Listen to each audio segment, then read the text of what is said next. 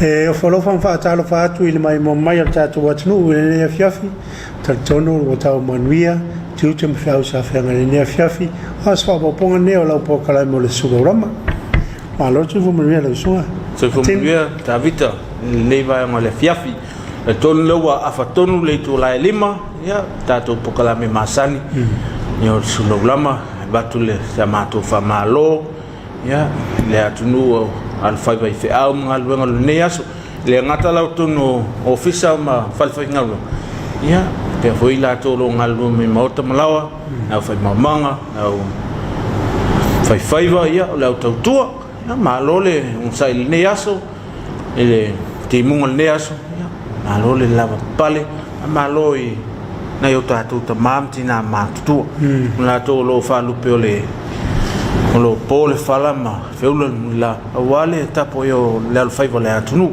ele ngata la na yo tatu tinam tama ma tu e mauta mala ya fa pe foi le mapi fanglele malole un sa malole na pale ya ele fai ngofie ya o le talo ya lo fale tua o inicia so se tele ya moli fa malo la fai ngarben riva malo la fai ngarben tofia le tua e so se fatta taulanga a malo va tua le la lago fontele le so di fono mo su tai la tus ma le tu pe va pe la fai ngarben le ufficio tu ton ya va malo voi ne tato ma tua pensione malo le ta poi malo fa tawata I fa mo tiu te sa fa ngai ne yaso mo vele to fa malo ne ta to fa na wa ya la talo so no lo sunga ta ole ma wo ole malanga I sala faia le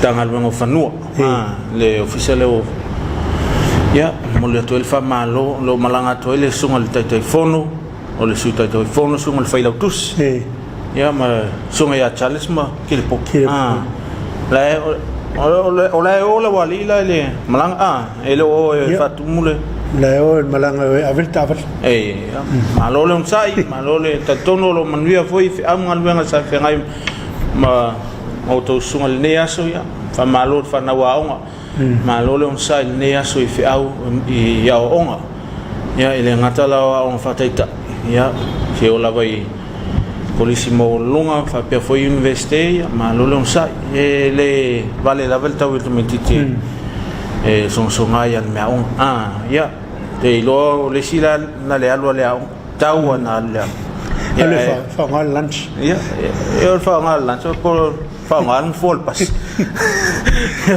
ma lo non sai fa maloi fa ya on ya mai la vai alim to mai pule ya se o le fa ngal lui fa ya ma lo le donc ça il vale au ta une fana wa onga amaro ile malo suta to tunu le ngate samone ya ko lo fa fo mai ya tunu emba fa malo I fa motiu de sa fa ya va pe fo yeni sur malo la tunu pour faire la volta for club que lo pelo e mai mo mai ya fa malo va to alfa e malta ya good morning ya fa malo fo I mtanga bongal mar yo malo le on sai mai la vai fa lulunga mtanga luenga pela mtanga luenga leo tanga luenga so fu maloloino o mtanga luenga business ala nuia malaipa ya tatu long tu ya fa pe foia tanga luenga mal malo ela ngata la mtanga luenga malo ya fa pe ya business tu motima company malo nga lue ya aftai le lo fa malanga leo le tu leo wa afalim yo ana le mosta tu ya malole un sa ya awale avele le yo se tongi neas ya mame awale va soneo tongi malo o wow tongi le caliciol va sfo a peor al va soneo le va so tongi el malo ya awale a titilpe on sa o le metaulia o la sa le ngolpe o va lo la tasile fai numero pe una na italia tu sono faia fa na fa malole mai tai para mia malan capineta le officio fam sinonga ya fa malole au malo malan masiofo yo siao sui consultofia malon faltua malole sa malol tawata I au ngal neas Ya va maror tangal wanga pisnisi ala man wi malepa a pe vor compagnia de SOS ta to longa lango ia la mai mu mari ta to watnu ni sola to fasal longa ia mani so ta to fa fian to ta li mai fa wa le ta to pokala me sulo lame ia fa wa pe ta to pokala me sulo lama tau fa malo ia o la bon to ma o mai ta to fasal longa ne fia ia malo non sai malo ta wa ta ne asu ele fa ngofie nei vai tau ia tatou vai le pesio le o la langi fama ia New Zealand le o to fa popo ni si pai no meu ia ne ngata New Zealand o fiti o Australia ia va pela langi atu ia fa ftai o lo man via la fasa me leo te to i matini le lo famalanga le o le tua i o tatou watunu o le ai o mai fa mai mata mi lo atu le o sau foi atu fiti la to ia e nga i New Zealand mele fa manato di per tato watnu ia tato tu pui e fangason le te vai atu le tu titi lava a umale tu mo mole ole vai aso ne ole vai mulile o la to lo il motel salafa wale na safa solo tu in motel salafa molton vai aso ol vai aso lani le fa pe e umai yong to yang amelo ia pia ia malo le sai ya te oto ele fengofie o nisi la to tolu vai aso ele wa o la fa mo tu le vosolot ya o il metanga venga ya metanga venga o tolu ne la vai aso o le ele ma futa la vai la to mana yo la to ai ele fengofie pa ta to tu si tu voina ya mo ali si malo si pa anga il fa alo ya malo lo sai e to titi lava ia tau no man viale tiute ma fai valo fe ngai moto ia ele se tule ya en mele va malo ai il a fengal bang il a to so fo on ma so fo faina ia le u fa tau ni nei tiute ya ole tutau peo na e sau no e se te mo sol i fa ma io lo mai ta mino sam ia lo a fia fiti ia ole si tu ole talo o talo le la fa ngal wenga ele ngata ila to lo ngal lue temine ia va pena io ta tu ma tu man malo lo malo lo man ngal ia lo tau fa talo le ao man po tu atu ia se o ta to tu no mole tu e pui ya pero se tasilo va anta o tato pokalami e wa ele ngata ina lo tu tato tai to lo tu le fiaf ya pero le usa un mai fotato fai lo tu ya la mai mo malta to va tunu ini so pesen fa le nga mi so si va le nga ya te pena e voi tato ya wa tato ta poinga ne fiaf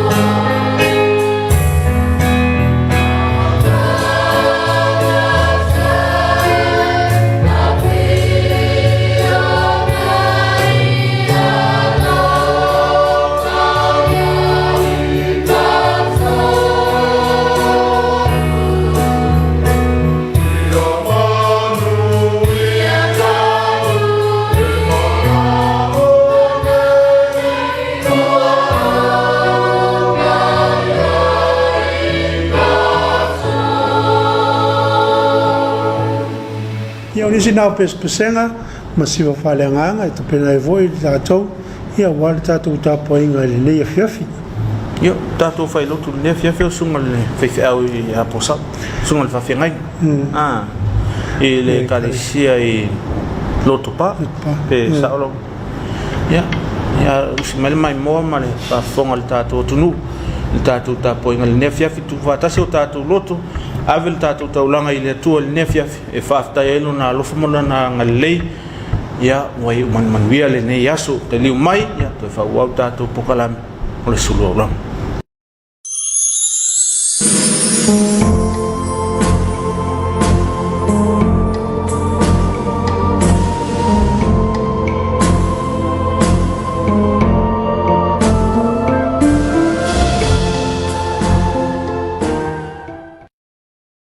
Samoae mapumaya I feau mutiute o lenei asu. Se o tatou toi fo I le vi inga marfafutai I le atua. O le tatou tapua I le atua.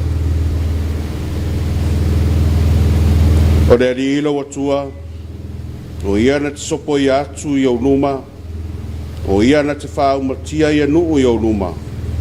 Ai whai ai mou, o I o sua o ia na te sopo I atu I o numa. E pe o na feta lai mai ai le ri. O te talo mo le ngang pa ia. Manawa maia, le anganga sae o lawa fioi o mātou tangata tapua. Ina ia whātele ina lovi inga ina mātou tapua inga nei e whai wai whiau mga lumenga o le nei fo yasu. Au tū mau pēa lo wanga le nei malo walofa mo I mātou. Deli I o mātou talo, e iai lau whau unga, I le whaafonga tapua I mai a lo watunu. Ina ia I o mea uma I le whaasiri siri o lovi inga. Ono Yesu wala tuai le mātou tāna. Amen. O le whaitau wina o le tusipa ia. Ua o whiriwhiria ma whaonga ina le tusi. Ia o le tusi le auta mawhai po le whawhau wina. O le nei foi vai asu sā. Ia whai ma taiala mo tātou I nei asu. Tau te nome no na mata pos tolus furmatas. O te whaitau wina mai le foi mua mua e whangata mai le foi pu e van. Tau te nome no na mata pos tolus furmatas. O te whaitau wina mai le foi mua mua se ia whangata mai le foi pu e van. O whiong paia nei o na tātou atua. Waru atu foi mose ma whai atu I upu nei ia Israel uma. Wa whape atu ia te ilatou. O tau sanga wa se lau ma le lua fulu ia I le aso nei. O te reto e lavao na waru watu ma o toe sau. Wa feta nai mai fo I le ali ia tea. E te le sopo I atu le nei oritana. O le ali I lo watua o ia na te sopo I atu I auluma. O ia na te whao matia I anu I auluma. Ai whai ai mou o Yosua. O ia na te sopo I atu I auluma. E pe ona feta lai mai ai o le ri. E whaia fo I le ri I a te ilatou e pe ona whaia I a se kono ma o tupo sa mori ma o la ua lau e le sa whao matia I la ua ia. E tui na mai fo I ilatou e le ri I o tauluma. Ina ia o tau whaia I a te ilatou e tu sabapolo inga uma ua au polo ai atuai a te o tau. I o tau whamanoros ma o tau loto tedi, awa tau te fefe, awa fo I rei matatau I o la tau luma. Awa o lea li I lo watua, lua te o whatasi maia, na te le tu una oe, na te le la foa I a te oe. Na wala awa te foi mose I a Yosua, ua na whai ate fo I a te iei luma o Israel uma, ia e whamanos, ma ia e loto teli, awa tau te o ma le nuu nei, I le nuu na tau tō ai le ali I o tau ta maa, na te fōa ina atu I a te I lātou, e te tofia fōi mo I lātou, o le ali fōi, o ia na te savali o luma, lua te whātasi ma ia, na te le tu una oe, na te le la fōa I a te oe. Aua e te fefe, aua fōi e te mata. whamanuia mai le atua i le whaitauina o ana fionga paia. Ia te ia pealo na viinga nei maso umai o le whavau lava. Amen. O le la unga i le suafa mamalo o le atua le tamane ano mana ngang paia. Amen. Whaonga aina ia le whai upu e lua. Male whai upu e tōru. Le tūsi le whaitauina te te nomeno na mtau pe tōru sifuru maltas. Ia e whai ma au tua ma whauwhaunga whale anganga. O utausanga ua se lau ma le lua furuia i le aso nei. O te le toi la vao na o waru watu ma u toi sau. Ua feta lai mai foi le li i atea. E te le sopo i atu le nei o li tana. O le li i lo watua o ia na te sopo i atu i o luma. O ia na te whao matia i anu i o luma. A e whaia i mou o i o sua. O ia na te sopo i atu i o luma. E peo na feta lai mai ai o le li. Ua whaonga ina e whai ma whe au o le leia fiafi. Le mata upu o le whawhau wina ma le au tamu whai o le neiva i asae whapea. O le awa o ina mai le toi lalo o le amatanga lea o le whae aina. O le awa o ina mai le toi lalo o le amatanga lea o le whae aina. Failure is the stepping stone to success. E lua lava mea te tele o lo o whamatala ina i le nei au tu. Mea mua o le toi lalo. Mea lona lua o le whae aina. Ai pe a whamatala ina le toi lalo ma le whae aina i le tosi na whaitauina. O na manino ai lava lea. O le toi lalo ma le whae aina. O mea lava o le fuafuanga ma mana le atua. O loi to tonu o le porokalame ma le kālena le atua. Ma e tupu foi. E le mawhai lava o na le tupu. I le soifua ma le ola o le tangata na iafia. Pe a wha amatala ina le tātou matua. Ai maise le nei tusi whaitau, i le whaitaunga lea e.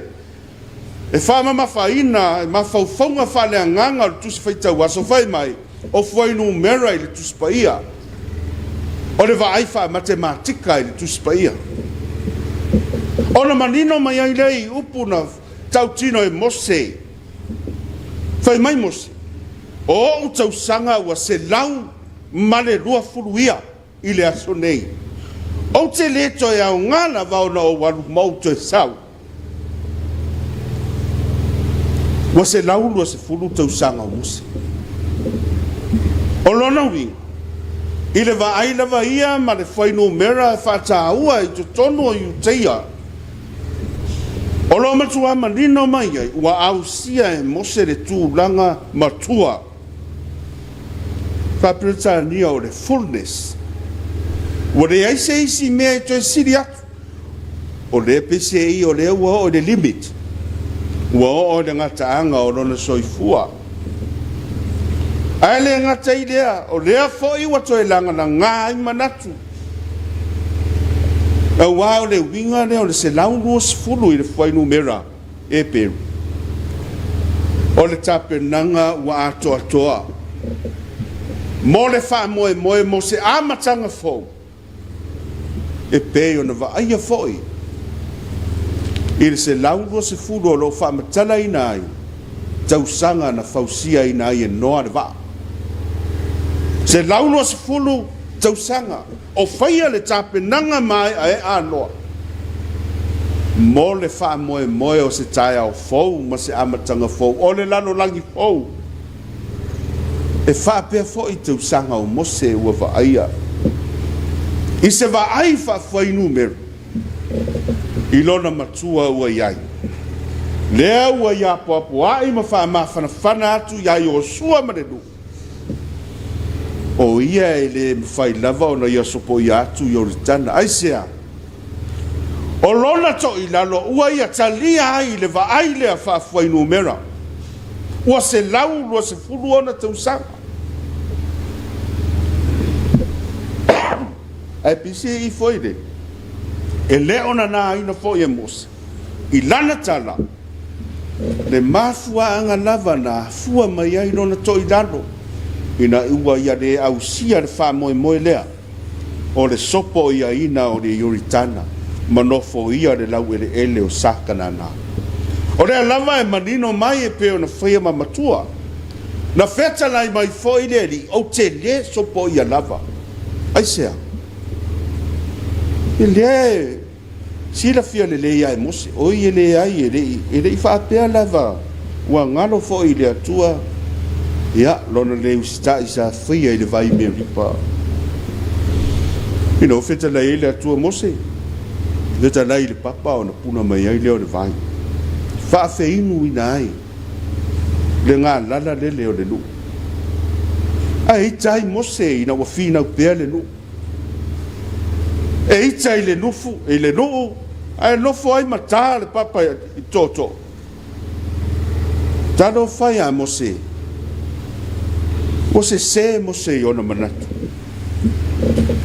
uali ali ma matu ialo na leu sitai ai le ngata i lea e ui ina ia le ngana mai se upu masitala se i wha matala mai lona le fia le lava ua iloa i le whatinonga le matu i ao le ua aula na tau le na tai le papa au le papa le whainonga va ia leo le atua le ala le na puna mai ei le vai o le lava ua aula na tai le atua aisia ua le la vae mose o no sai le mui ma le ola fetomu mui o le nu ia anu sa foi se le va au tio fo ia chat ia ma le va ve ona ia le va i ding mea na ta wasi tangata foi le tar fa sol pito isara e le sidi ona te tele va venga na ia foi le tangata mose le paua le tangata na ia vai lua ina sa miula na ia whaari di wina le lalo langi le ngaso longa o mea e masania o mose a tu foi se isi tu tangata na matua se ngia ma whaia mai tonu o io le ota o le taitafe se tu lou au le nei lava ua avea ma taitai o le whanaunga a Israel ai le ngata foi lai lea o le fase fulu tausanga sa fa pena na avea o ia ma perenise alo ali o le malo ai kupito ese le matautia ia peita ia ia ua fa pena na fase se ina mose dia mea mafuanga na lea o le lava ua tautino le solo te malo lea ua fai atu mose ua o matua ua se laulu se fulo tausanga o te lenga fatia lo walu ma o te sa me mo na ile va ai fa foi numero e pese ai o le ua ilo ai mose ua o nga tu sa lava ma le fina ngalo le tua le fina ngalo le tua e te le so po ia mose le Oritana e te le tu vai le lawe le ai ese foi de fa matalaina e foi numero ai le tu sipa ia o le meo le toi lalo ma le foi ai ai mai o le fa ai le mana ia o le fa matalaina e mose mai ua se lau duas fulu o tausa e fa se fulu tausanga na o lai mose i tutonu ia o le maoto de tupu o furau sa fai o ia ma perenise malo di o le malo o le na fa se fulu tausanga sa maua e mose le avanoa ia o ina ai o ia i le poto e tusi o whamanuianga e le lau maua e tangata uma o le malo mana tunu. E sa ave ei le whamuamua e alo ma whanau le tuku. Mai la tau e tawaloa. O le tapenanga na. I le vaila vai a whawhainu mera i le whasa furu tausanga lea. O le tapenanga lea na vai e Mose. Na ia maua ina ai le iloa na tusi ma whai tau tusi. Ma wha winga. Wha lili unga. Ia e na ua sola ese mai i le ainga wharau ina ua ia whasi o tia lai kitu. E whasa furu foi tau sanga. Sa ta pena ina ai o ia. E mātua o lana vāo se pora. Le toe ino i e tero masiona wharetua. I leo se tapenanga foi na whaale tonu le tapenanga mātua o le a vā Mose. O le lava e loa. Ina ua o atu foi e tero i le malanga lea. E taunu watu i e tero i le api o lo ia Israel. Ai wha matala mai e Mose pe se i ua mita vale i lana ngangana.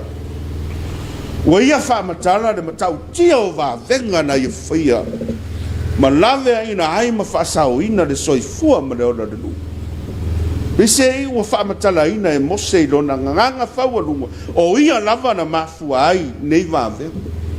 Ai wa te i Mose i le whaalongo atu i le tala le tamao la nava. Mose ia whaafetaia le alii le atua o ia lava na afua ai. E mimita atu Mose. Ai taia i e tero. Taia i le tapenanga e wha atoa toa i nai le atari i lea. Le whanau lea.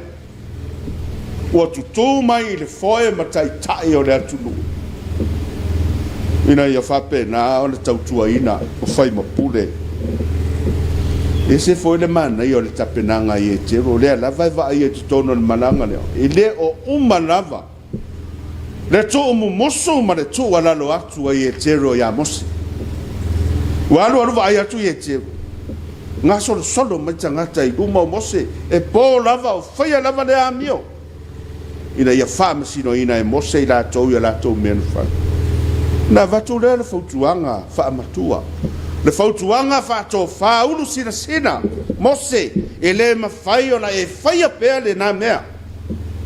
E au ai na e le la vā. Ma whape nā o na e vai ma whai whailau manos. E le i tai le mananga. Ia e to tofi mo oe. Ni tai au di whaamasino. Tuk te ngaru rue whaatas. Ese le mana i o le fautua. Le tape nanga lea. Le whaasa furu tausanga na ta pena i e tero. Mose mo le ngaru bema. Lea fo i wa wha atoa toa i. Au ni whaasa furu tausanga muni. I le mananga lea e atoa se lau ruas furu tausanga Mose. Io mea na vai ai le matua wha atoa ina i le atua e ala i vāvenga. E ala foi i le whaali mai o lona mamalu o. E wha atoa ina le atoa o le tangata. Le alala le o le tāua e Mose o le se lau was fulu o le tausaka. Ua matua atoa ma le leile tapenanga. Le tapenanga na tapena mai e Mose. I le se laulua se fulu tausanga. Na lato ma fotai ma le nuu le nei. I le fase fulu tausanga ne. I le vau. Tali tonu a Mose ua lava matutoe. Ua talia e Mose. Lona to i lalo. I lana va ai whaafuai numera. Ma lato foi Mose wa o mai lona to i lalo. Mo le whaea ina. Whaea ina le nuu lea. Whaea ina o le tai lele. O ai, Joshua. E ese le mana ia o upu na whana tuai Mose nu. Ina ia mawai le manosi ma le wha moe ola. A o le wha moe fo. E ui lava o le mana tua pea e Mose lona to i laro popo i luma o lona leo si tai le atua. Lea lava ua ia tautino atu. Ua ia whaelo atu. Ua ia talia ma le atoa. Tira fia e mos aia le talia mei. E le aise wha moe au I luma. E le ngata mo ia. Ia e wha pia foilo na inga. Malona nu.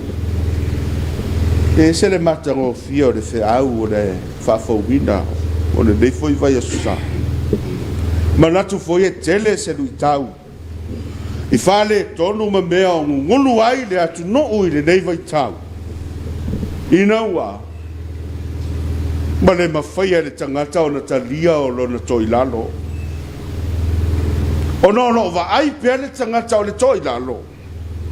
O se mea ne au ngā ma le matanga. Le ai. Ale e whamatala e mose. I loa le rei e mose le mafuanga I le te tau ai o na o le nai tū o le vai. E hui o le ana te mana tua foi. Le feta lainga le atua e te le sopo ia le vai tafe lea. A o le va ai le a whata ngata ua matua. O lo iai le tō whasi na sina e manu ai a inga. E mau popo ai no o mai tū ma no a o le atu no.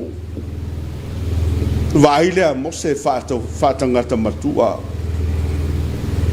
Wa ia va ai whawhai no mera. I le tūlanga te tau ma le tala whea ngai o le toina. E leo se mea le anga. Ma le matu ia. E peo na va ai le tangata. A ua vai ai mo se le atoa. Ma le te leo le tapenanga na whaia e lona atua mo ia. Le a whaina ia whasoa atu le soifua o le nu. Talia ai e mo se lona le au ai atu, ma lona le uru whale atu le no o le forfola. Ai sea. Wa mata ona matua pula mata o mose ui o lea ua pula la ngoto lona soifua I le tino. A o matua pula ona mata whale a nganga. Ina ua ia talia ma le loto maulanga. Lona toi lana. Le alona toi lana. Le mawhauwhau ale ale iei mose. Fase fulu tausanga o a mai e mose le nu. E lei fai ngō fie foi wharao. Ale nei loa e le ngate nā mai ana toi tūri loa mai nā tō e wharao. Aole nei lava fai mai nā le tasi a le tai le papa. Aole nei pise I wangano atoa le tinga ina timu ia nā ina. I le fase fulu tausanga. Ua le ho ai o ia I le no o le forfola. Ai no fa ma fana mo se le nu. Na ia fa ma tala ina ai le toi nano se va ainga o se fai tau fa fai no mera. Ina ia fa tupu manatu mo fa tupu fe au nga mo tato.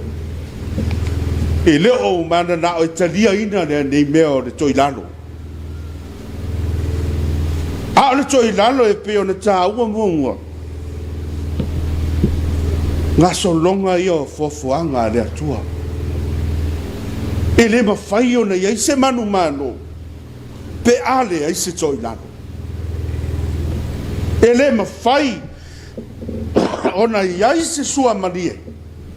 Pe ale ai se o ona. E le ai foi se mana malama. Pe ana le ai se poni saha. Ele ai foi se toi tu mamana ma le mamanu ma le manu ma no fie ke riso pe ana le wi mai puanga le sa tauro ma le tunga mau ua fai le nei mo oi amen o le atato pese ba ele lei mea uma o ia isu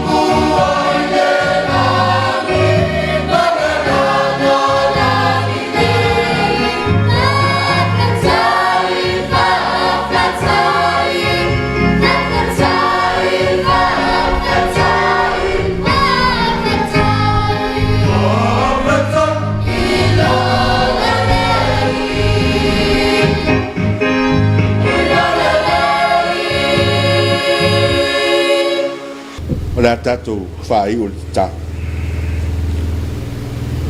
Matou vi ia ma whawhete ia lo lava anga le dei tele.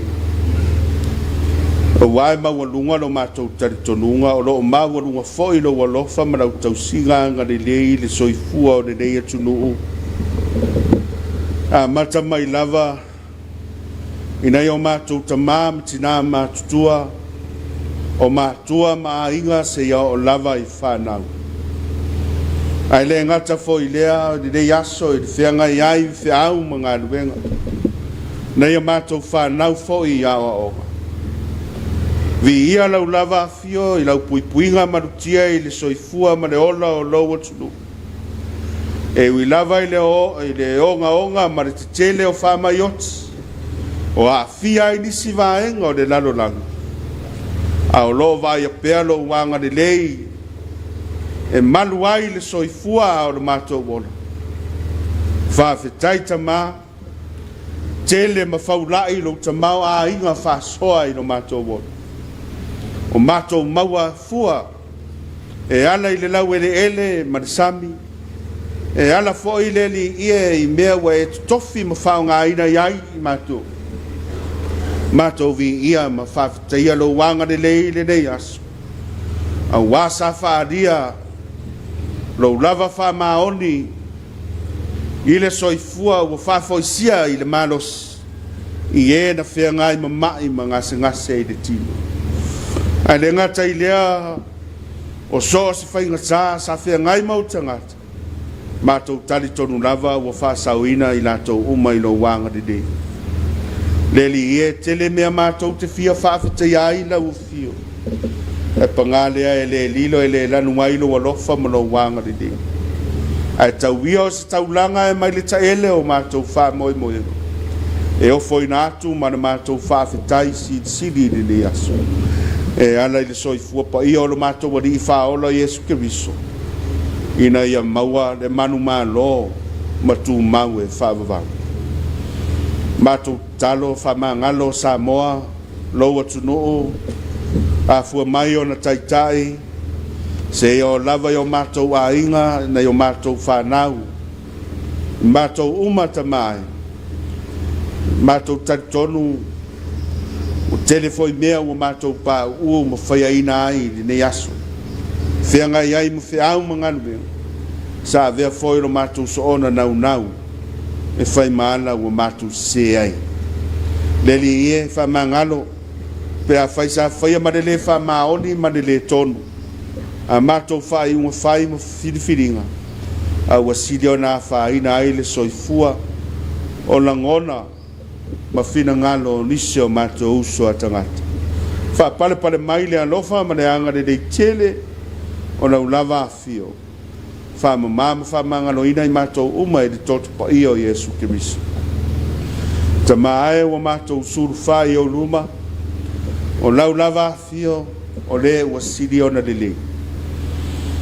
e pa ia ma lele ai mia matou te fai e ato atoa ma moni ai lo matou wano lofa o lau a fio fo tama o le sili lava o lau sila fia o mea tutupu I le numana Mātou te talo. Ia tausia pēa e lo wanga de lei se o mātou nei atunu. Ia tausia pēa i mātou uma. Ia iau whaimunu ianga. Mātou wala au foi. Ia marutia pēa le atunu. E le ngata i whaingata o whama. Ia maise foi leli ia. Ia whawhita uri o le ngungulu mane vevesi. Ua le mapu ai li au ma le pō i lunga o ala reo whasalalau. I lunga o penga te whailangi. O no i latou lava. Ua mafua mai ina ua le mawhai o na mātou taria no mātou toi lalo. Ai maise lava i mea na afua lava. I ate i mātou lava. Awa o mai le anganga. Ao le poto siri ese o lau lava afio. E whaasusunu mai pēa lo umana malama i o mātou tangata. Ina i o mātou i loa o na tautai. I atangia lau a fio i no mātou o. O mātou wana u lava de ni ie. Ia siri lau fesoa soani mai. A lofa ngia de ni ie le lalolangi. I taua ma whiwai vai a inga ua whapena foi o na toi vai. Ai maise o le whamai oti. Anga le leila o fio i atunu o lo fesosoani mai. A wā mātou tau mo whainga o le pui puinga. Ia anga le foi la o fio o le whatu lai mai o le whainga mano fau. I lau au aunata mai tai pāne mia ma le kapeneta. Ia maise foi le maota whaitula fone. Mātou wala au. O lau o fio lava na latou suru ma sa iri ai. O lau o fio foi a wha au ai. Ma futa ina no latou vai vai. Mātou wala au foi leli ie. Ia alofa ngia pēa le ngā solonga o mātou whiau ma ngā nuenga. Wha moe moenga i tutonu o a inga. O noo ma nana whanga. Le mā lo ma le atunu. Ai maise o au e kālesia. Ia tama wha manuia so mātou watunu. Wha manuia iau e kālesia. Ia maise foi leli ie. O so se lanu ma so se ngangana. O mātou te talo ia. Mafutaina pēa i mātou i le file mu i le manuia. O laua fio le atua le tamā. Le alofa sili eso Yesu ke viso do mātou wani i whaola. Ma le mafutanga whai pēa manou nama ngā. Ia mafutaina i mātou. Nei māso umai o le whavavau lau. Amen.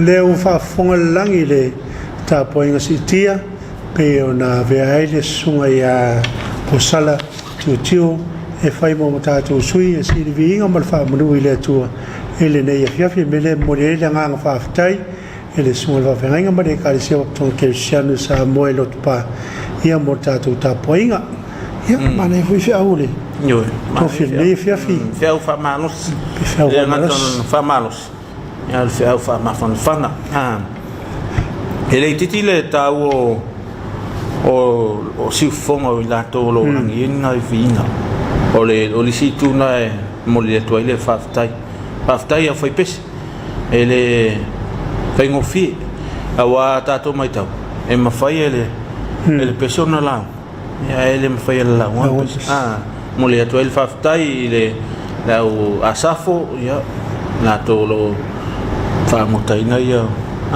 ia pese ia malo ia mo pe ia leo le o vale langilo o vingo le tua ma le fa le ino tato tapo inga ile fiafi ma le fiafi ne morir faftai na o faftai atu le suar tofia wale e folfola pe voi pese o tartalonga tar sia iso tato watunu yo ne avita io le tato te lungo le o talai tono le tu spaia o na to le so o le na tu sa fa mai na so to film na to le ala tau fai o le o ina mo tu ila o la matanga le o le fa ai na malai nei le tau le ne vaita ya o te mi le o tau no le no o vai tu sto ina mo se kanana ya le tatou sila fia mo ele yo stoina ya ia pila le au mai le o le toi lalo le mo se ina wale o kanana ia wa ve ma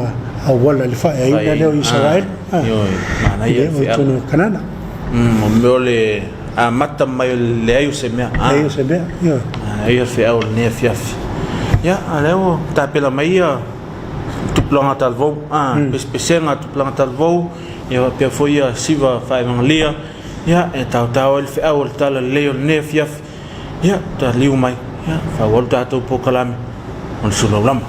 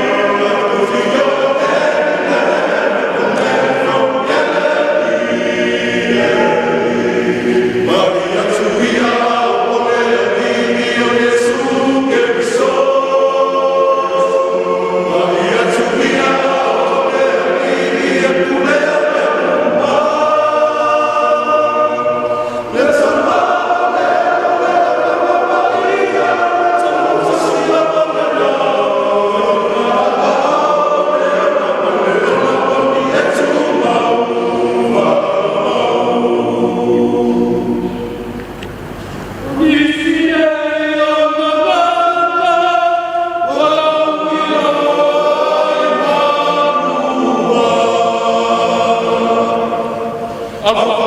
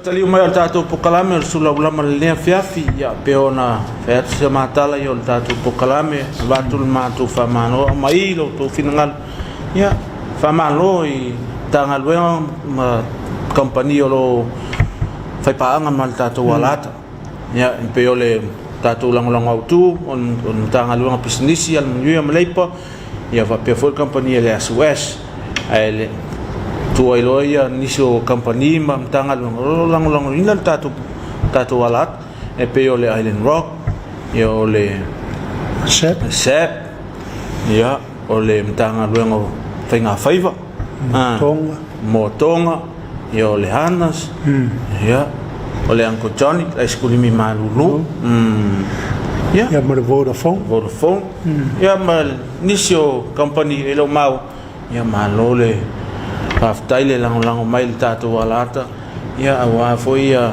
pokalame ia ma fasalong al tātou alata ia o le tele lavo na ia company le ngate le lango ingan tātou pokalame ne o le sulaula ia o le tele o niso pokalame i tono tātou alata le fakasa TV ia o lausunga David Avea foi le aloele pokalam foi le te lu e ai me ai anai fai fatoa o al per e maua tala e le ia tau singo to malsunga ya bal malsunga al fai au ya eltan ya mori si fermar tato tunu ia tato pokalam le ole awole ni mori po stofi ile afol valu ile fiafi ya po pelo ko nga le fakka o ile le ngor ka ko pokala e po ko le ka unha fakka wele ya awole e o tu ai me ai o fai fatwa ya pe ya le mina ya ngai pe ya e fa tau foi amatu e me terminei le ai ni mori ya le o ya o mai il pokala ina ya woni o tatu mollu mana woni o tatu ai ni mori ya te lele le sao el pokalame sunga ya balut sunga ya kan ya wow la oye facing la pote la no miele fa yo tinu ya nisi na tatu pokalame ya na nei le fiafio le abel bele le o le sisila mai le malo le tatou matunu o le faatasi mai le susuga le faifeau ia e le kana ia ona ngai falma ia mantua i foi talo ia le gasagasa o le susuga le e le faifeau ia ele lei pea fai o se mai voina mai mitimiti ia tatou tu le atua talo noa ma le uso o le foro ma o le faamalastino ia le ala o sola o pea o ngei len ko e fai ka ko savali o ne len tu e fai ta io ne ia tatou savali ai o ngala o so ia mantuala tu liala e mai o tino ka ia so ia nana mai mo mai tatou atunu e fasalonga ni solo famna tuino la to was fanau ia e foi ni solo mawele nga fa vau no vala o pa ia le tua ia vatu fa ma fananga le tatou pokalame i na ia mo pe o tole lo to ma fana mai le tua ono le vala o pa ia le tua me le vatu foi le nga fa ma fana e le suale li pule ole malo le nga fa ia onga ko disi fa i malu ono wa fe foi malanga mli mle oti se ta si vo na onda le suale li ya nili ya al fangia le tua e pelon ma fana ya toto le ngata la ko disi ya fa pe ainga o si le suale li ya te longa foi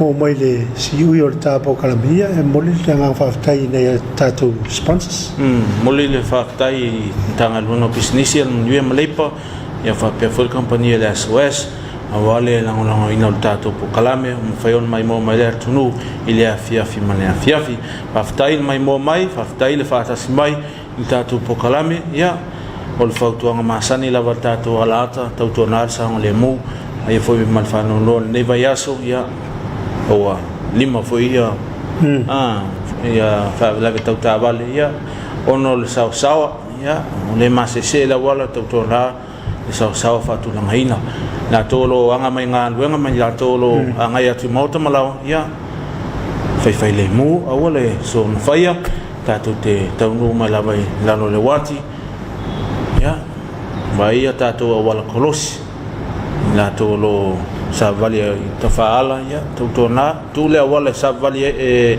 alo tava sa valta tu ya tafa na wo mona e awala sima bone ya tafa ya esa valita tu ya totona sang le mula to lo anga menga le fia file le po o skulati la to lo ngalu le fia fia manuia fe au ngalu ngala fe ngai mauto ta tu to filo ila sofota yao ile lo fomle anga le tua ya mo le nga va tai le malo se tato tunu ele nga tai sa monei a se tato tunu papa oi ya tunu e mau ya anova aftai ele fa mo mai tato po kalame ele afi male afi yo se sala se foi bo se tu mo se anga ole tau tomali la to se mala to mai mo e mo tu la vai na e manga lo so ma vai mo le afi e ma mo le sunga ya matini to fa se to fa so